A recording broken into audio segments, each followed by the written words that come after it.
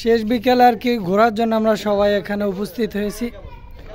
এই সুন্দর পরিবেশ কার না দেখতে চায় বলে। আসলে এই পরিবেশটা দেখার জন্যই আর কি এই শেষ বিকেলে এখানে আসা।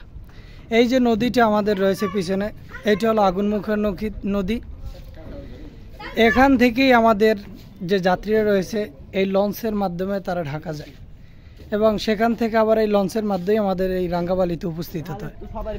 গাইস, আমাদের যে এই পরিবেশটা দেখার জন্য অনেক দূর দূরান্ত থেকে অনেক মানুষ চলে আসে, কিন্তু আমাদের দেশের যে যারা রয়েছে তাদের অনেকের ভাগ্য হয় না যে এই পরিবেশটা দেখার জন্য। তাই আমরা বিকেলে শেষ মুহূর্তে আর কি আমরা চিন্তা করলাম যে আমরা গিয়ে সেখানে একটা সুন্দর পরিবেশ দেখব এবং আমাদের মনটাকে সেখান থেকে আর কি শীতল করে নিয়ে আসবো। তো গাইস, আমাদের যে পিছনে পরিবেশটা রয়েছে এটা যদি আপনাদের ভালো লাগে তাহলে অবশ্যই কমেন্টের মাধ্যমে জানিয়ে দেবেন।